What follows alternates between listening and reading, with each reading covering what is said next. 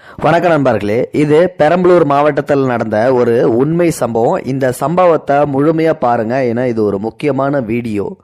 பெரம்பலூர் மாவட்டம் ஒரு சின்ன கிராமத்தை சேர்ந்தவர் பெயர் தான் கந்தசாமி. இவர் பாசமாக ஒரு மாடு ஒன்று வளர்த்து வந்துட்டு இருக்காரு. அதுவும் பசுமாடு.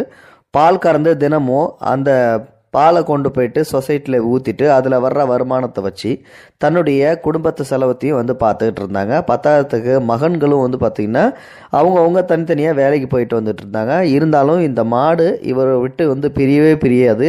என்றைக்குமே இவர் கூடயே தான் இருக்கும். இவர் செத்த நேரம் வெளியில் போயிட்டா கூட அம்மா அம்மான்னு சொல்லிட்டு கத்தும். அந்தளவுக்கு ரொம்பவும் பாசமாக வளர்க்குற அந்த கந்தசாமி என்ன பண்ணுறாரு அப்படின்னா, ஒரு சில நாளுக்கு முன்னாடி ஒரு சின்ன வேலையாக பக்கத்து கிராமமான பொன்னகரம் கிராமத்துக்கு போயிருக்காரு. அப்போது பார்த்திங்கன்னா 2 நாளில் வந்துடலாம் அப்படின்னு சொல்லிட்டு அங்கே நினச்சி போனவர் அங்கே ஒரு சில காரியத்தால் திருப்பி வர்றதுக்கு கொஞ்சம் லேட் ஆகுது. கிட்டத்தட்ட 7 நாளுக்கு மேலேயே ஆகிப்போச்சு. இவங்களும் வீட்டில் உள்ளவங்களும் ஃபோன் பண்ணி மாடு சரியாக சாப்பிட மாட்டேங்குது, தீனி போட மாட்டேங்குது, கொஞ்சம் வாங்க அப்படின்னு சொல்கிறாங்க. இன்னும் ஒரு 2 நாள் தான், வந்துடுறேன், வந்த வேலை இன்னும் முடியல, அதுக்குள்ளே வர முடியாது, கொஞ்சம் வெயிட் பண்ணுங்கள், மாட்டை பாத்திரமா பார்த்துக்குங்க அப்படின்னு சொல்லிட்டு அந்த முதியவரும் சொல்லிடுறாரு. அப்புறம் அந்த சமயத்தில் பார்த்திங்கன்னா மாட்டுக்கு ரொம்ப உடம்பு சரியில்லாமல் போயிடுது. தண்ணீர் சுத்தமாக குடிக்க மாட்டேங்குது, தீனி சாப்பிடவே இல்லை, சாணமும் போட கிடையாது. இதேமாரியே பண்ணவும் உடனே கால்நடை மருத்துவருக்கு வைத்தியம் பார்க்குறதுக்காக ஃபோன் செஞ்சு அவரை வர வைக்கிறாங்க. அவர் செக் பண்ணி பார்த்துட்டு அடுத்த நாள் மாட்டால் தலை தூக்கவே முடியல. முதல் நாள் ஒரு இன்ஜெக்ஷன் போட்டு போயிடுறாரு. அடுத்த நாள் சுத்தமாக தலையை தூக்கவே முடியல. 2 நாளாக தீனியும் சாப்பிடவே இல்லை. திருப்பி டாக்டருக்கு கால் பண்ணுறாங்க. டாக்டர் வராரு. டாக்டர், நீங்கள் நேற்றுக்கு பார்த்துட்டு போன மாடு தான், நேற்றுக்கு கொஞ்சம் நல்லா இருந்த மாதிரி இருந்தது, இன்றைக்கி சுத்தமாக தலையை தூக்க முடியல, என்னாச்சுன்னு பாருங்கள் டாக்டர் அப்படின்றாங்க. டாக்டரும் வராரு. பார்த்துட்டு குளுக்கோஸ் எல்லாம் போட்டு பார்க்குறாரு. ஆனால் அந்த மாடு எந்த முன்னேற்றமும் இல்லாமல் எழுந்திருக்கவே இல்லை.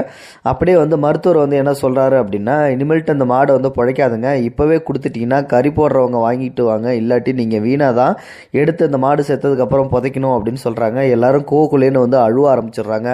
உடனே டாக்டர் சொன்னதை கேட்ட உடனே தாத்தாவுக்கு ஃபோன் அடிச்சிருவோம் அப்படின்னு சொல்லிட்டு ஒரு பேரங்காரன் என்ன பண்ணுறான், கந்தசாமிக்கு ஃபோனை போடுறான். அப்போது தாத்தா பாசமாக வளர்த்த மாடு அவரே முடிவு செய்யட்டு, எதாக இருந்தாலும் சாவறதா இருந்தாலும் சாவட்டும், வச்சுக்கிட்டு பார்த்துக்கிட்டு, இல்லாட்டி கறி போடுறதுக்கு கொடுத்தாலும் அவரே தான் கொடுக்கணும், அவர் இல்லாட்டி இந்த மாடு இருக்காது அப்படின்னு சொல்லிட்டு உடனே அந்த தாத்தாவுக்கு ஃபோனை போடுறாங்க. அவரும் அவசரமாக மாட்டுக்கு உடம்பு சரியில்லைன்னு சொல்லிட்டு போன வேலையெல்லாம் பாதியிலே போட்டு உடனே அங்கே வந்துடுறாரு.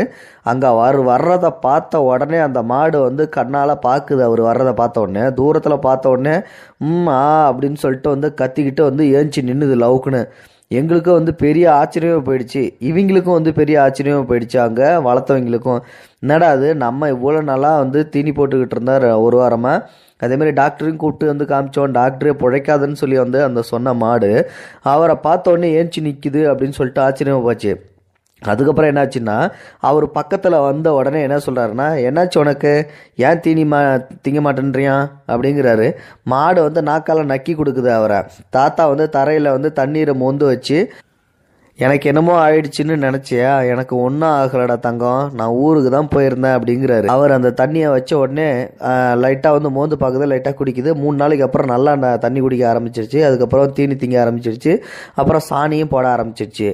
வளர்த்தவர் இறந்து போன பிறகு ஒரு சில நாய்கள் தானும் செத்து போயிருக்கின்றன என கேள்விப்பட்டிருக்கின்றோம். ஆனால் தாத்தாவை காணாததால் அந்த மாடு ஏதோ நினைத்து சாகும் நிலையை எட்டி இருக்கின்றது என்பதை என்னால் நம்பவே முடியவில்லை.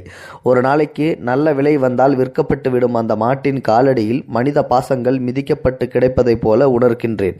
கண்டிப்பாக இது ஒரு அருமையான பதிவு தான். இந்த காலத்தில் 5 அறிவு மாடுகளுக்கு இருக்கிற அந்த விசுவாசம் கூட 6 அறிவு மனிதர்களுக்கு ஒரு சில பேருக்கு கிடையாது அப்படின்றதுல இப்போ நிறைய பேருக்கு வருத்தம் அளிக்கிறது. ஆனால் இந்த மாடு பார்த்திங்கன்னா அப்படி சாக போகிற நிலைமையில கடந்த மாடு அவரை பார்த்த உடனே ஏஞ்சி நிற்கிது, எல்லா வேலையும் அதுக்கப்புறம் செய்யுது.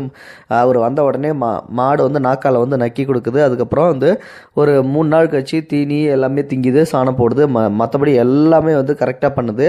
ஆனால் அந்த டாக்டரை மிரண்டு போயிடுறாரு இந்த மாட்டை பார்த்த உடனே. இதுதான் பார்த்திங்கன்னா அந்த பாசப்பிணைவு அப்படிங்கிறது. இந்த மாடு செஞ்ச காரியம் பார்த்திங்கன்னா உண்மையிலுமே ஒரு அருமையானது. இந்த வீடியோ பிடிச்சிருந்தால் லைக் பண்ணுங்கள், உங்கள் ஃப்ரெண்ட்ஸுங்களுக்கு ஷேர் பண்ணி விடுங்க, கூடவே நம்ம சேனலையும் சப்ஸ்கிரைப் பண்ணுங்கள். தேங்க்யூ ஃபார் வாட்சிங். இது போன்ற செய்திகளை உடனுக்குடன் நீங்கள் தெரிந்து கொள்ள மறக்காமல் எங்களுடைய சேனலை சப்ஸ்கிரைப் செய்யவும், கூடவே பக்கத்தில் வரும் பெல் ஐக்கானையும் கிளிக் செய்யவும்.